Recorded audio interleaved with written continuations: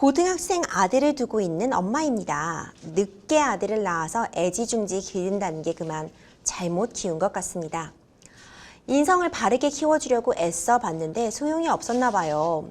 일주일 전 아들이 조사를 받고 있다고 울면서 저에게 이야기를 했습니다. 무슨 이야기냐고 물어보니 자기가 지하철에서 여성분의 치마 속을 홀린 듯이 촬영했다는 겁니다. 자기도 모르게 찍었고 그걸 지하철 경찰에게 걸렸답니다. 영상은 아니고 사진을 찍은 건데 제 아들이지만 어떻게 그럴 수가 있는지. 남편과 함께 고민해봤지만 둘 다 법에 대해서는 잘 모르는 상황이라 조심스레 상담 신청을 보냅니다. 아들은 조사를 받고 나서 어느 정도의 처벌을 받게 될까요?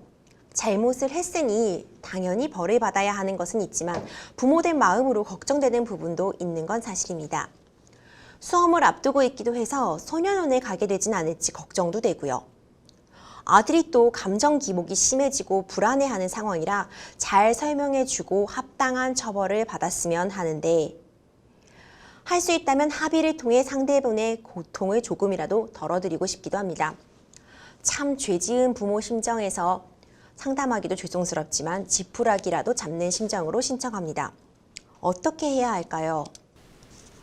이런 정말 부모님의 좀 묵직한 고민이 담겨있는 사연이 접수가 되었어요. 네. 잘못한 부분에 대해서는 부모님도 충분히 인지를 하신 것 같고 네. 다만 이제 앞으로 어떻게 처리해야 하느냐 이런 부분 묻고 계신데 변호사님 사연 어떻게 보셨나요? 네.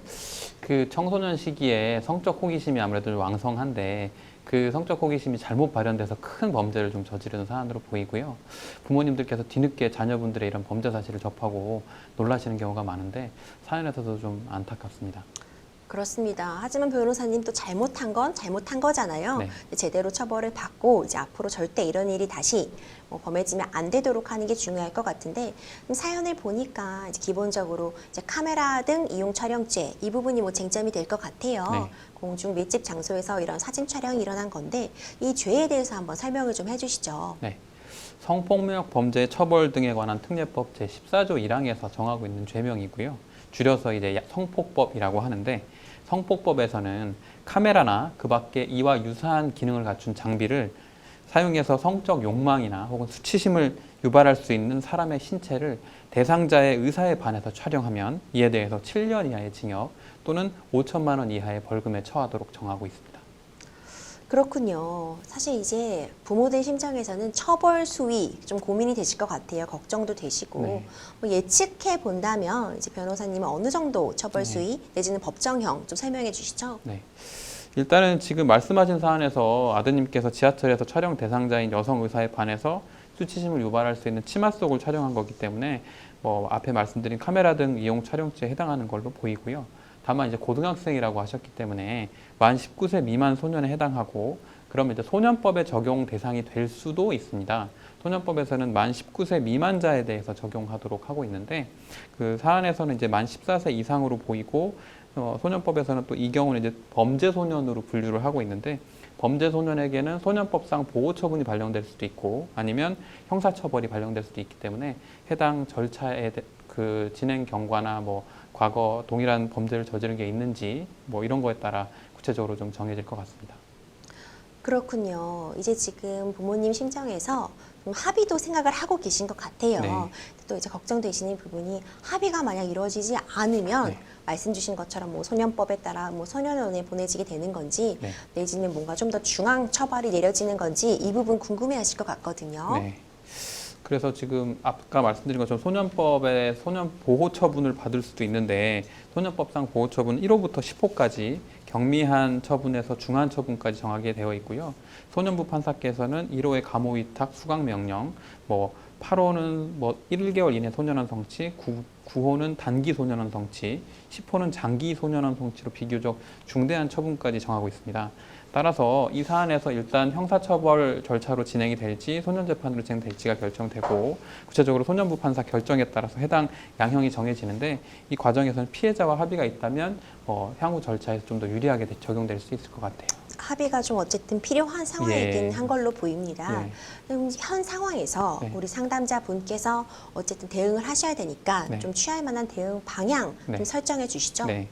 일단은 수사 단계에서 최대한 솔직하고 진솔하게 반성하면서 그 필요하다면 피해자와 합의도 진행하시는 게 좋을 것 같습니다.